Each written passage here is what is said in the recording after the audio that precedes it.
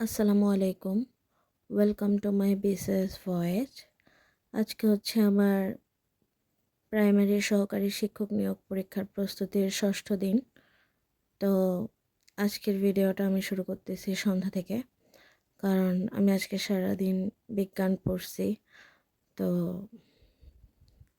সন্ধ্যাবেলা বাচ্চাদের ছুটি দেওয়ার পরে একটু নাস্তা বানাইলাম। সন্ধ্যার পরে সাথে সাথে পড়তে বসা হয়নি, কারণ আমার শরীরটা এত ভালো লাগতেছিল না। ভাবতেছিলাম আজকে দিনে যেহেতু ভালোই পড়ালেখা হয়েছে, আবার কালকে থেকে শুরু করি।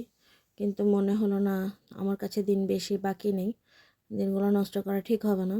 তো প্রায় 9টা, সাড়ে 9টার দিকে উঠে চেষ্টা করলাম যে পড়ি। আমি আগে থেকেই ডিসাইড করে রাখছিলাম যে বাংলাদেশ বিষয়াবলী পড়ব। এই কারণে বাংলাদেশ বিষয়াবলী নিয়ে বসলাম। ভাবলাম যতটুকু টাইম আছে, যতটুকু টপিক পড়তে পারি। তো আমি বাংলাদেশের ভৌগোলিক অবস্থা, ভূপ্রকৃতি, জলবায়ু, এটা, তারপরে প্রাচীন জনপদ, প্রাচীন রাজনৈতিক ইতিহাস, এরপরে ভারতীয় উপমহাদেশে মুসলমানদের আগমন আর ইউরোপীয়দের আগমন, এই টপিকগুলো ডিসাইড করলাম আজকে পড়ব। যদিও অনেক রাত হয়ে গেছে পড়তে শুরু করতে করতে, তাও ভাবলাম যে এই টপিকগুলো শেষ করে ঘুমাই। কালকে থেকে আমি মুক্তিযুদ্ধ থেকে শুরু করব, যেহেতু মুক্তিযুদ্ধ টপিকটা এমনিতেই অনেক বড়, পড়তে টাইম লাগবে। কালকে সারাদিনই মনে হয় চলে যাবে, তাও বাংলাদেশ বিষয়গুলি পড়া শেষ হবে না।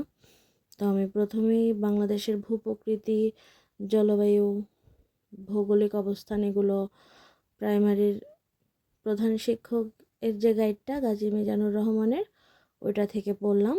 পড়ার পরে আমি নর্মালি তো বাংলাদেশ বিষয়াবলী আমার লেকচার শিট আর বেসিক ভিউ থেকে পড়ি, কিন্তু আজকে ভাবলাম যেহেতু হাতে একটা টাইম তেমন নাই, তো এই কারণে প্রথম যে টপিকটা ভৌগোলিক অবস্থান, ওইটা গাইড থেকে পড়ার পরে প্রাচীন জনপদ আর প্রাচীন রাজনৈতিক ইতিহাস, ওগুলো আমি গাইড থেকে পড়ে ফেলছি।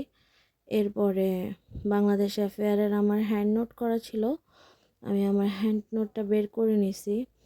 তো ওখান থেকে প্রাচীন জনপদ, তারপরে পাল, সেন, মৎস্যনায়, গুপ্ত, মৌর্য যুগ, সবগুলো বিস্তারিত পড়লাম। আর আমি আমার এই হ্যান্ড নোটটা বানিয়েছিলাম আমার লেকচার শিট আর বেসিক ভিউ থেকে। বাংলাদেশ অ্যাফেয়ার আর আন্তর্জাতিক অ্যাফেয়ার, এগুলো আমি অনেক দিন ধরে পড়তেছি। আমি আমার কোচিং যখন করতাম P2 তখন এগুলোর উপরে ক্লাসও করছি খুব ভালোভাবে। তো যে কারণে বুঝে শুনে কোথা থেকে প্রশ্ন আসতে পারে, আমার টিচাররা যা বলছিল ওই উপরে নোটটা বানানো। তো এখান থেকে পড়লাম, আশা করি কোনো ইনফরমেশান মিস হবে না, কারণ আমি দুটোটা বই থেকে অনেক টাইম নিয়ে একদম প্রথমের দিকে নোটগুলো বানাইছি। তো সেখান থেকেই পড়ে নিলাম।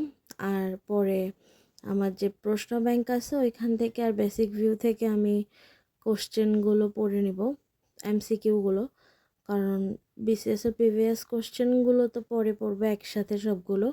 এই কারণে আপাতত প্রশ্ন ব্যাংক আর বেসিক ভিউর যে MCQগুলো আছে ওগুলো পড়বো ঠিক করছি।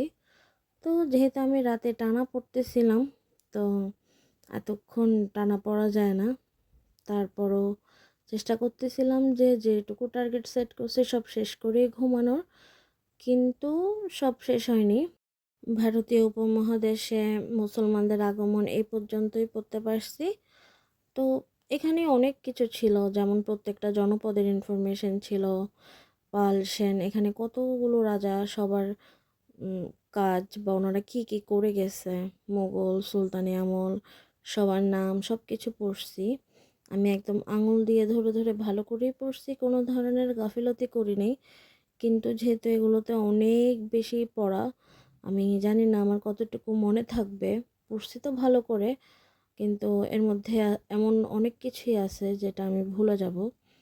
তাও দেখি, হাতে যেহেতু বেশি টাইম নেই, যতটুকু পারা যায় এখন যতটাই পড়বো অতটা হয়তো সামনে আমার BCS প্রিলিতেও একটু কাজে লাগবে।